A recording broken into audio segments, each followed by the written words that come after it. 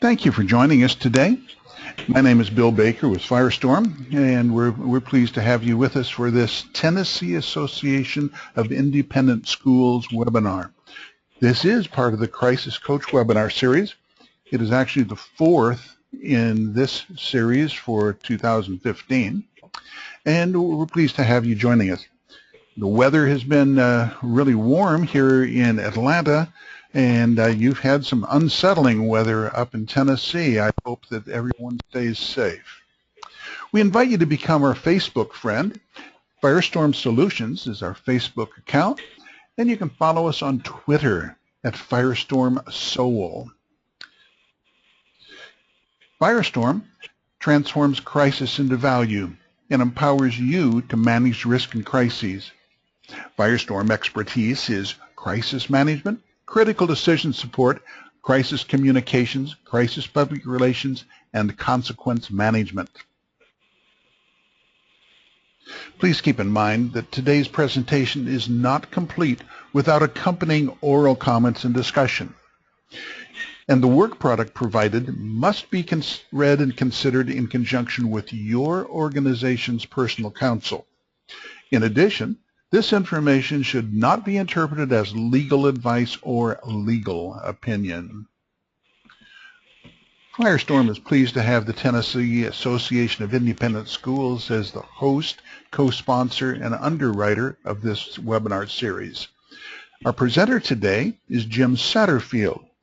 He's the president of Firestorm, and he's also the co-author of the book Disaster Ready People for Disaster Ready America. We also have online with us Gertie Knox, who is one of our Firestorm principals, and she deals primarily with schools in the Tennessee area.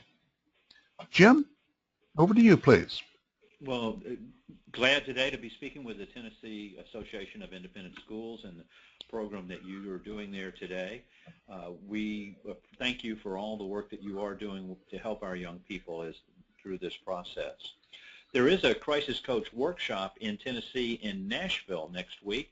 It's going to be on Tuesday and Wednesday, where we'll be going through a simulation of a crisis and making decisions in that, explaining more about the intelligence network and the crisis management process and what you need to have in place with your schools. If you have not yet signed up for that, if you would contact the Tennessee Association of Independent Schools. And Gertie, I know you're on the call. The school that's going to be held at in Nashville is what again? Is that Harding? And apparently Gertie's mute button is working very well at this point within it. But contact the Tennessee Association if you want to have more details about it. And that's Tuesday and Wednesday of next week that we'll be there in Nashville. So as we think about this and think about our schools, the question that you would ask is, can you identify your organization's, your school's next crisis? And that is a statement that you also need to make right after it, we can. There are risks and threats that are out there in the business place, that are in the school market, that could impact our school directly. And that's what we want to be prepared for as we think through these areas. So as we think about our school, and we hear a lot of times that it can't happen here, and unfortunately it does, there's a role that we have to play, not unlike in a business, with the internal audit function. Are we aligned to standards and best practices, and how do we know that, and what's the sure aspect of it that we would see? So if we're going to think about this internal audit role, it's a role for everyone on the call today to think about, how are we doing this within our school? Parents would be asking the question, is my child safe? Are you sure? And how do you know? That's going to be the element that we want to play through to talk about. Your board of directors or trustees for your school has a responsibility to make sure that the leadership of the school has plans in place, that they've been trained, that everyone wants to know and understand through that process. And so this giving the assurance back to the senior leadership of the school, the head of school, the principal, whatever your terminology is in your particular school, and then the board shares in that responsibility of understanding and knowing. So what's the risk management process that you have in place? You need to be looking at that, and in the role that you would have, and in a few minutes we'll talk about putting together a team of 3 people within your school that will work with you to make that evaluation. To understand, have you evaluated all the risks correctly? Have you looked at how they're reported, particularly for the key risks that are associated within it, and what the control process is that you have within your school?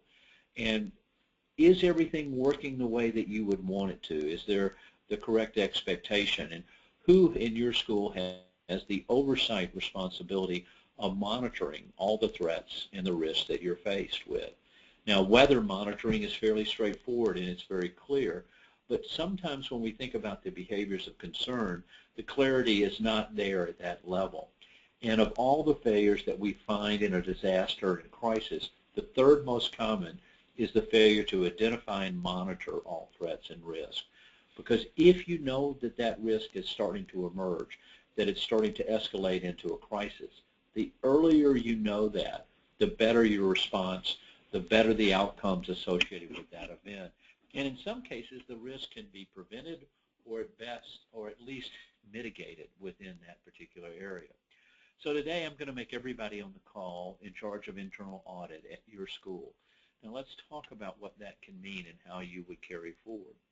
We're asking a lot of questions here, and so why would we want to measure where we are in this area? Well, the first is obviously, could we survive a disruption or a crisis? We've seen in Tennessee alone severe winter storms. We've seen flooding. We've seen tornadoes. We've seen events starting to occur. So can your school survive those types of natural events?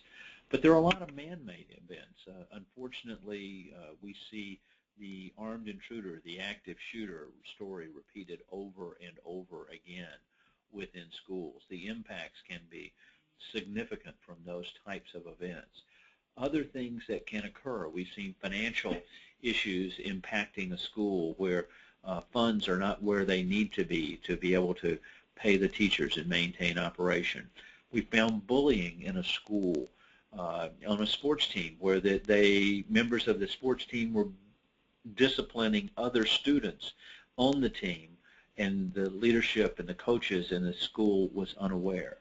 We responded to a school in crisis this past week where it was a Montessori school, and they had it was a large school with both preschool and through elementary and coming together, and there had been an allegation made by a 3-year-old that a 5-year-old had inappropriately touched her. The father of the 3-year-old escalated the problem to the police, to the licensing and the certification people, carried his child in for a rape test at the hospital. The escalation from his standpoint obviously created scrutiny on the school and issues associated with it. Fortunately, the investigation found nothing there, and as that process would be carried forward. But could your school survive that? Could your school survive this type of a disruption into their individual areas? So where do you stand today? That's the other reason why you measure. You've got to understand, where are we today on our plans? What do we need to improve in our school? How much progress are we making in each of the initiatives that we have in place? And one of the things that's very common for us to hear is the school says, we're going to do that next year, or we're going to do that later, instead of addressing it right now. Do your plans align to best practices? Have you sat down and physically looked at all the components of your plan? And we're going to give you some tools today that will help you go through that process. What are the gaps in your plans? It's not reasonable to assume that your plans have no gaps. Have you identified those, and do you have programs in place to start to address them? And are your suppliers prepared? We have a dependency upon others, and are they ready, and are those together? So why should we measure? I think that starts to give us a framework to think about in carrying forward. Now, when we look at measuring something, and if you were going to take a trip, it's where you're going to start and where you're going to end up. That gives us the starting point. It gives us destination that we're focused on. That distance that we have to resolve with our plans, and certainly comes into contribution here to think about what's the best way, what are the alternative ways. We can't do that, but we could do this. In the case of some of our private or independent schools, maybe they're operating within a church facility, and so that limits their ability to have blocking classrooms in some cases, or have some other restrictions or other people on their campus that they would not necessarily want or seek. But if you have this roadmap in place, if you know where you are and where you're going, then you can measure your progress at each step, and it's a way to share with the parents and the students and the teachers the progress that's going on. In this whole area, preparedness, it's a continuous improvement process. It's not a once and done. It's not going to be a binder that just sits on the shelf and nobody ever looks at. Oh yeah, we got one of those, check the box, and it's completed here. Understanding this progress becomes extremely critical to you as you move forward. So what should we measure? Well, the first thing is you've got to, what are your goals? Articulating those goals, and then that's a way that we begin to lay the foundation for the understanding of our program. We were contacted at Firestorm about a company that was looking to have some training provided on their environmental health and safety and OSHA requirements, and just wanted the training program to come in. The training program has to be based upon their plans, because you train to a plan. The same thing is true within your school. You want to train associated with a plan that you have in place to make sure that you've addressed all of the issues on that. As you look through, and how do you demonstrate preparedness in your school? And in many cases, that demonstration could be a exercise or a test or a drill. You do fire drills on a regular basis, and you probably are very good at a fire drill of getting the students out of the school and getting them away from harm. But what else are you testing? What else have you done? We see armed intruder, where a school might test lockdown, and that's good, and we would encourage that element associated with it through that process. And as you think about each of those things, those would be elements associated with it. I'm going to take a step away for 1 second here. I'll be right back.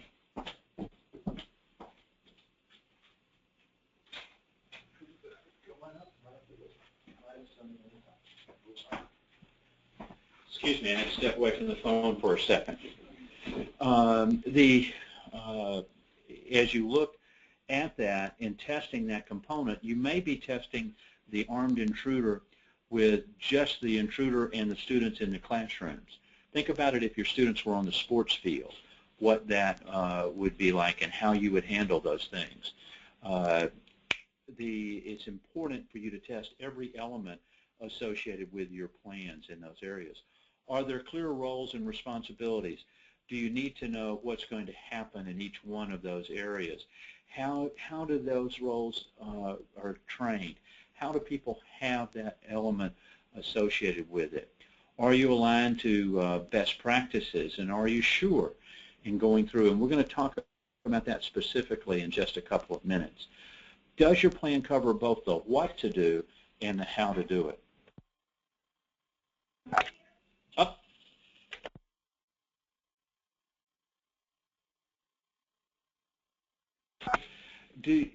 Most plans fail with the what do you do and how do you do it. They show the what, the physical statement, but don't provide the level of clarity that shows how you do that and implement at each step. If you take what's in your plan and you read it and you go, well, how would I do that? That's the gap. It converts a plan that's not actionable into an actionable one. Take your plan and hand it to your newest teacher. Have the teacher read it. Does that teacher understand how to do every one of these elements? And if not, then your plan is insufficient. And that's a good barometer for you to have that indication as you go forward. How should you measure it? This is the homework assignment that you have after today's webinar. So no good deed goes unpunished. You attended the webinar today, and so now you have a homework assignment that you have to carry back forward with and do. Find 2 other people in your school that would be appointed to work with you to do it. We recommend a team of at least 3 and no more than 5. I would then ask you each to read individually your plan.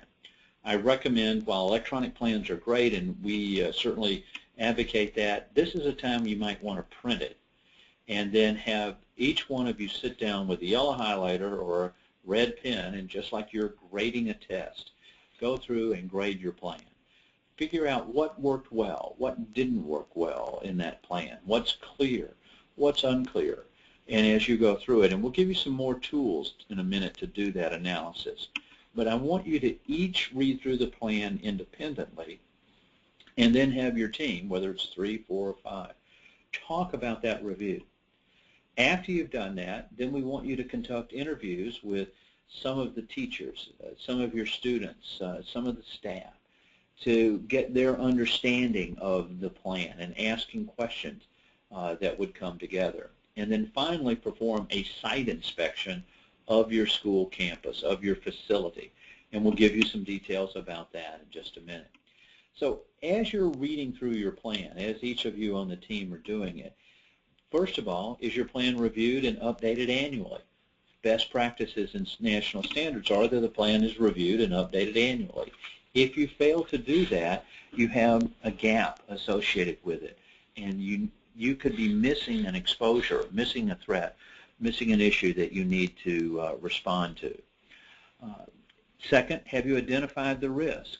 And how did you identify those risks? Is that something that somebody just took a list from another school? Is it a way that you looked at past events, that you looked at information and guidance? Did you have a security assessment done?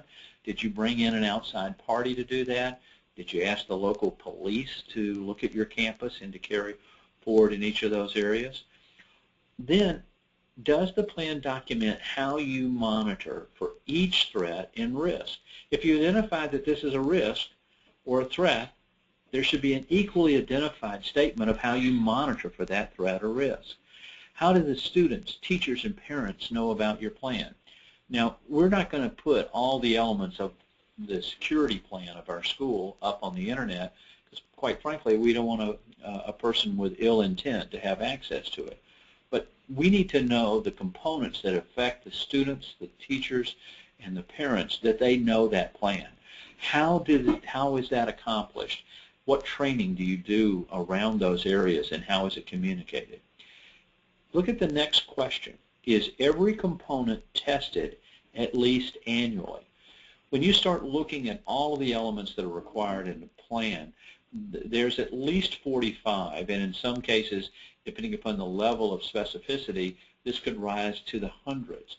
So do you test each single component each year? Now, we're not going to test everything in every drill or exercise.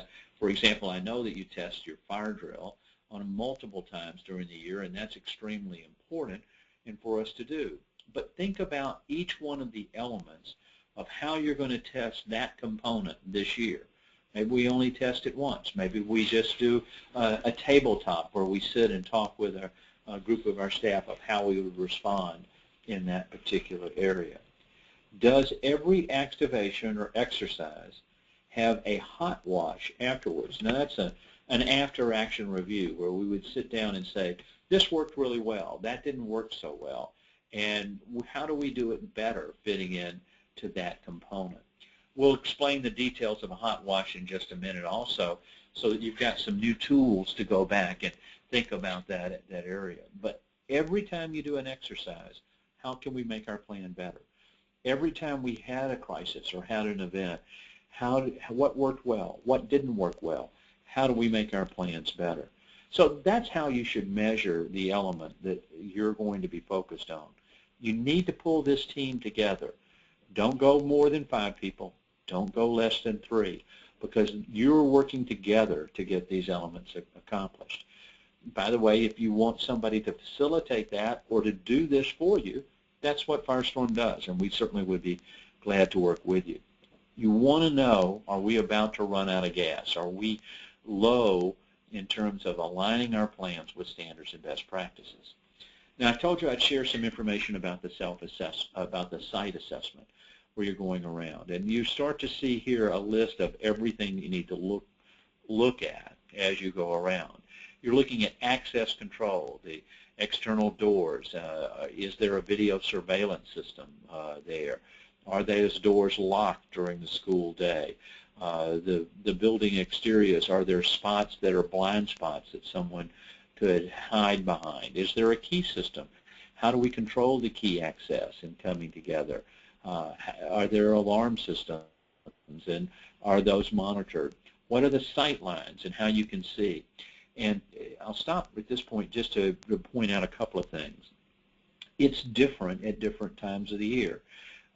I'm in Atlanta, and we're greening out nicely, and very shortly being able to see from where we are will be changed because of the leaves that are starting to emerge on the trees and focused.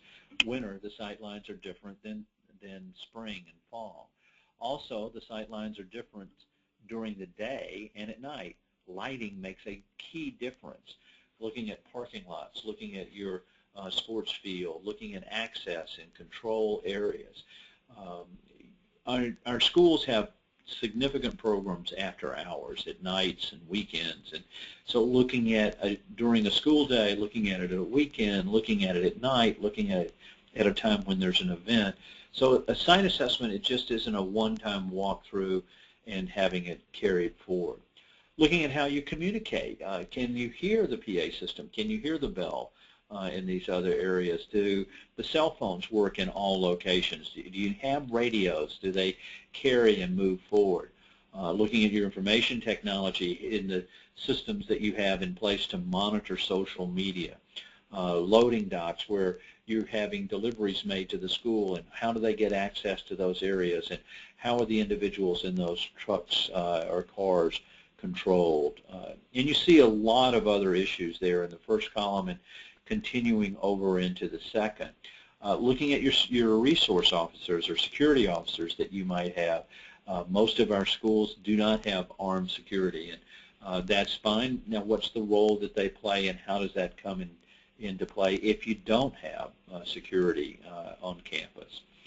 Also, it's a matter of, as you walk around, talking with the individuals, looking at your policies, and seeing how they work and how they're controlled in each one of the areas in signage. We visited a school where they did a fundraiser, and they allowed the parents who gave the most to allow their children to have designated parking spaces for their cars. You can tell this is an upscale school. And they put the name of the student over the parking place. Now, when you think about that, if I was trying to do kidnap, I now have staked out exactly the space that I need to go to and look, and that is a vulnerability and an issue. So think about where people are parked. What is the signage around it? How do we direct people? Are all visitors that are on campus directed to the office, and is that clear on the signage? Is there a way to get onto the school property that isn't observed and carried forward? And traffic control and carrying those vehicle access issues. So there's a lot to look for in the site assessment. But if you will note, I talked about doing the site assessment after you've done the review of your documents, after you've done your interviews, because this will provide you an additional level of insight and a point that you would clarify. When somebody says, well, I can look over there and see it, then you want to go validate that, in fact, they can look and see from that particular area. So what do we measure against? Well, first of all, you need to make sure that there is a program framework. How does all of this come together? Obviously, one of your priorities will be the safety of your students, as we've been discussing in our webinar so far today. Well, do you have a crisis management team structure? Is there a clear event activation matrix? Do you follow a strategy that has an administrator on duty so that that cell phone and that number is known to everyone, and that the phone is passed to whoever is the administrator on duty at that time? Not all of our heads of school or deans or principals or assistant principals are in their office 100% of the time. Someone could be out, or there could be an excursion or a field trip today, or they could be sick, or there could be other responsibilities. Having a central phone that's always going to be the administrator on duty and having that pass from one to another is a key differential here associated with it. So looking at your overall framework, looking at the risk assessment that we've been talking about, and we think about school and workplace violence and having all the programs associated with it. And in particular, I would encourage you to make sure that you have a program that addresses behaviors of concern. And we're concerned about behavioral risk and threat assessment. And the key here is the documentation and training for your school. How do you have an environment where behaviors of concern are escalated and people know about it so there can be an early intervention? Do you have exactly the same investigation system that you would go through in each and every one of how you interview the students or the parents or those individuals that are involved? Do you have the centralized documentation program? Do you have the development of an action plan? When would it be okay for this person to come back to school? What are the requirements? How do you know that those elements are there? It's critical in today's environment that we follow exactly the same process each and every time. And if we've seen a gap in schools, it's not having a formalized program dealing with behaviors of concern. And then the intelligence monitoring, and we'll talk a little bit about that again today at the end of the webinar. But the key element is that today, when someone has ill intent, maybe they're thinking about bringing a gun to school, or it's bullying, or they're contemplating suicide, the statistics are that 80% of the time someone else knows in addition to the person who has this issue. And 67% of the time, 2 or more people know. And when people know, they talk. And where do they talk? Today they talk on social media. And if you don't have a formal program to monitor for those threats and risks, then you're leaving that information out of your program in your school. And that's a critical element. You would certainly, and as I know, you all monitor weather. If it's important to monitor the weather, it's important to monitor the weather that's building within your students and your faculty. We're seeing domestic violence come into the workplace. We're seeing bullying escalate where it's the retaliation. And it's not only the person that's thinking about the act, it's the person that's having the act done to them. Those are behaviors of concern. What's your security, and how in aligning that and following it and seeing how your plan addresses it, locking the exterior buildings, locking the classrooms while the classes are in session. That's the national standard. That's best practices, that classrooms are locked from inside the classroom during the school day. If your school doesn't have that, you're not following standards and best practices. Human resources, you are all doing background checks before you hire someone. Clearly a best practice and a standard. All of you are certainly looking at national crime databases and seeing if the person has a felony conviction associated with that. And I think that's great, and I would encourage you to continue to do it. But you also need to look at the county courthouse level to see if there are any misdemeanors. In today's environment, someone can be arrested for a felony, plea bargain it down to a misdemeanor, and that would not appear in the national felony database. Remember, they were arrested for sexual abuse as a felony. It got plea bargained down to a misdemeanor. That's not appearing in the national database. It's only at the county level. Drunk driving, substance abuse, many of those things would occur to that. If your program doesn't allow for that, you need to add it. And also, best practices require annual background checks. It's not just when you hired the individual, it's where are they now and what's occurred during the year. Emergency response and looking at your plan and how you address it, that's probably a strength in your school. We're seeing most of the schools having good emergency response, initial instructions. It's all of these other elements. The notification, whether that's one of the systems that sends out text messages or or telephone calls or emails, the PA system even on the school, and having alternatives like a bullhorn that you can use and carrying forward. And then finally, how do you address crisis communications? Have you identified the message maps for each vulnerability and threat that your school faces, of what you can say and what you can't say? What are your 3 key messages that you would give for each one of those vulnerabilities, threats, or risks? If you haven't planned that in advance, then you're asking someone to just kind of make it up as they go along.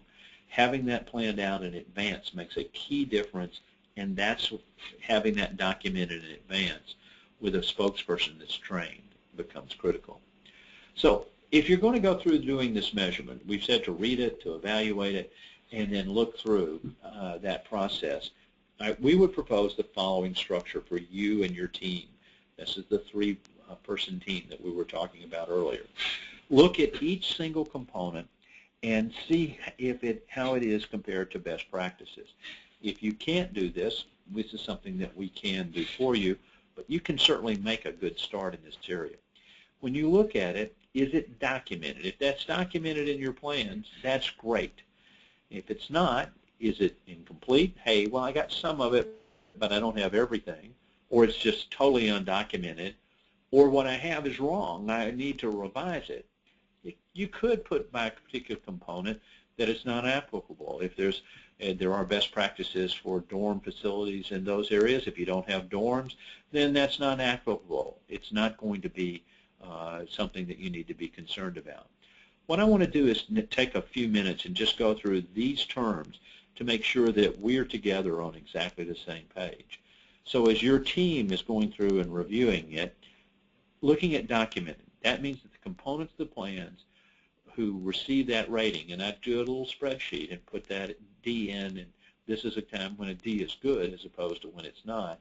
It means that they're in alignment with best practices, that they're actionable, and the content is comprehensive. It provides whoever the user of the plan is with a clear understanding of their role and responsibilities within the plans.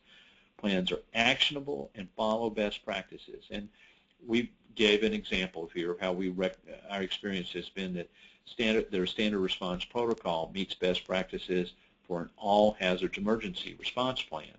But there are other elements that go beyond just the standard response protocol, and we've talked about them already: communications, crisis management decisions, the training, the testing, all of those elements.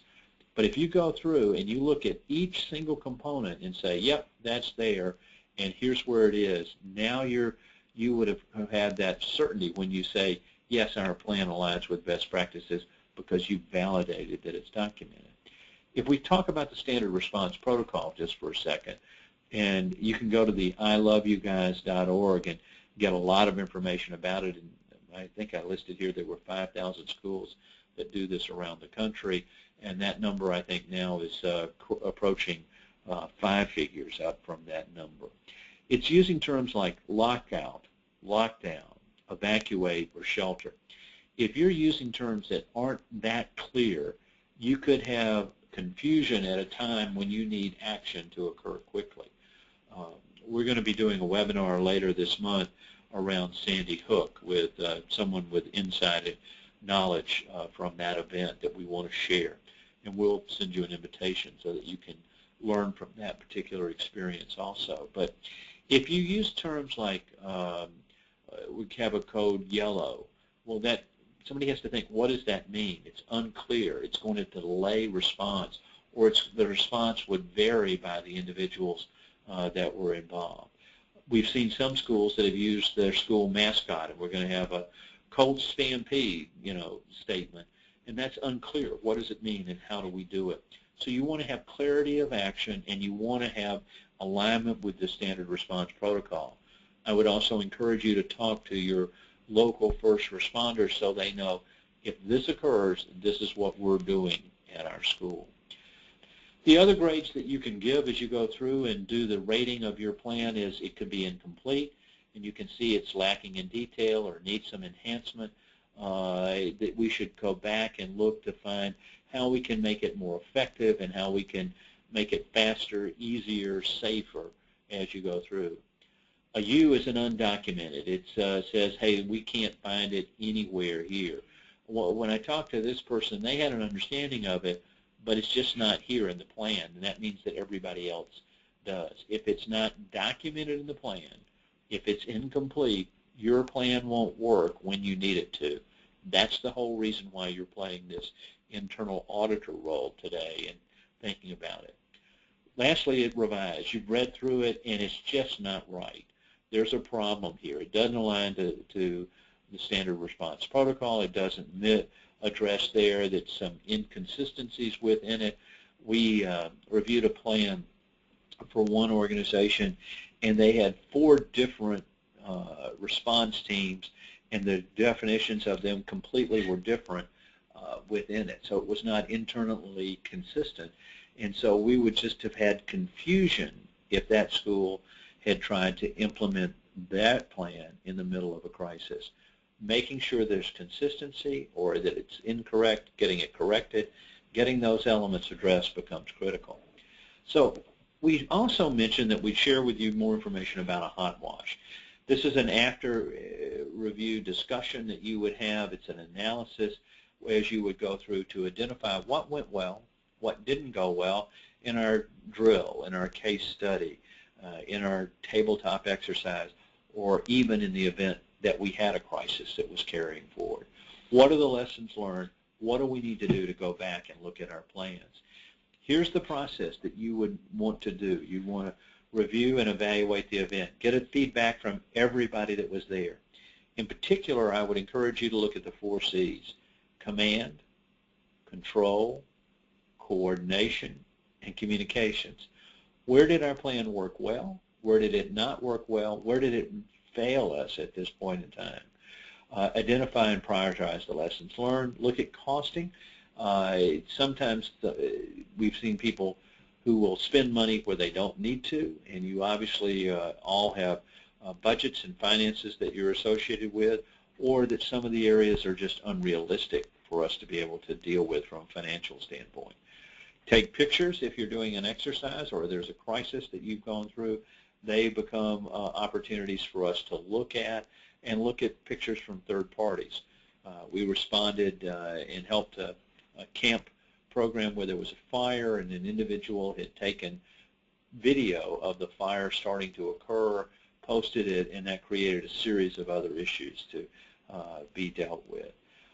Identify the need for further training and tests, make suggestions for improvement, giving the feedback, and then document it. And when you document all this in a report, it needs to go back to the senior leadership of the school as well as the board.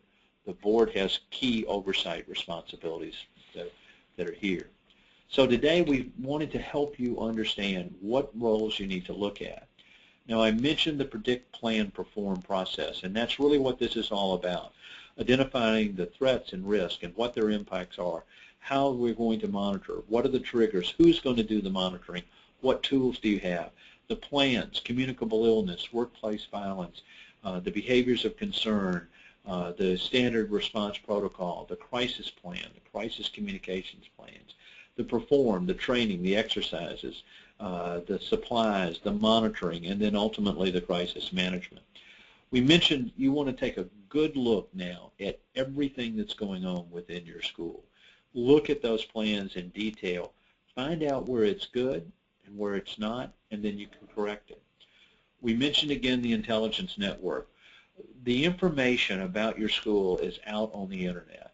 It's being shared directly between your students, and this form of intelligence will be a great tool to help you understand what's going to happen next, to uncover that story of bullying, to find out that there may be some sexual harassment going on within your school, or that someone's contemplating suicide. First is a tool that listens and finds out about situational awareness. We're looking at streams and phrases and words and that information. We've shared with you where we've uncovered that guns are in school because students were posting pictures of the guns in school. And then looking at individuals, looking at a person of an interest or an event that's going on. Who is that person talking to? What's their sphere of influence? Where are the problems that underlie within each one of those areas? So it gives you a much more targeted awareness associated with that as we would come together. So do you want to know what's going to happen tomorrow? And I think you would answer, yeah, I'd like to know about it. We at least all generally check to see what's the weather going to be like tomorrow to know what it is that we're going to have to wear. But wouldn't you want to know what's going to be happening tomorrow at your school? Can you afford not to know if that information was out there? Do you think if something bad occurred that a parent would say, well, why didn't you know about it? What did you do about it? Why did you let this happen? If you'd like some assistance, you can contact us to align your plans to best practices or to do the type of analysis that we talked about today, or help you create an intelligence network or schedule some crisis coach training. If you want an assessment of your plans, the fee for that's been waived because the cost has been underwritten by the Tennessee Association of Independent Schools, and this is a facilitated self-assessment. And Gertie Knox, who's our Firestorm principal, will reach out to you and can answer and help you through that process. Our thanks to the Tennessee Association of Independent Schools for underwriting this webinar series and providing things. And again, to remind you, they're holding a crisis management workshop next week in Nashville on Tuesday and Wednesday. If you'd like some more information, you can contact us at firestorm.com, or you can send us an email at webinars@firestorm.com, or finally you can pick up the phone and give us a call at 800-321-2219. We've talked about a lot of things today. I think we've given you a lot of specifics that you can go forward. I appreciate you taking time out of your day today to sit and listen to this webinar, and I appreciate all that you do to keep our young people safe in school every single day. Get a team together. Make it 3 people. Make it 5 people. Don't go over that. Look at your plans. Read the plans. Analyze them. Interview people. Do the site inspection. See where you are relative to standards and best practices. Because I can assure you, if there's a crisis and your plan doesn't work, you'll have a lot of explaining to do. You'll be asked by parents, why? Why didn't you know this? This was going on. How come you weren't together? And a common rule in crisis management and consequence management is if you're explaining, you're losing. The crisis that you will face will be very short. It's not going to last a long time. Unfortunately, the consequences will last for years to come. We're still working with a school that had a shooting back in 2013. As it's moved through and you looked at the impact that it's had on the students that were involved and the campus and the families that were there, looking at where they were. And a question that they were asked is, did your plans at the time of the shooting align to standards and best practices? If you can't say, I don't know, or I'm unsure, then you potentially have increased liability. But worse, if they don't, that can mean the difference between a child living or a child dying. I don't ever want to have you be in a position where you have to explain something. We don't want to have to pick up that phone and make a call and say, your child's not coming home from school today. So there's a lot to think about. This is a good place to start. That would help as you go through. I'll ask Gertie Knox to reach out to you today to answer questions. We didn't have time today for questions as we went through our discussion, but I thank you for taking the time out of your day to listen today. Hopefully I'll see you next week in Nashville. Gertie will be there too. We look forward to working with you. Have a great day, everyone. Goodbye.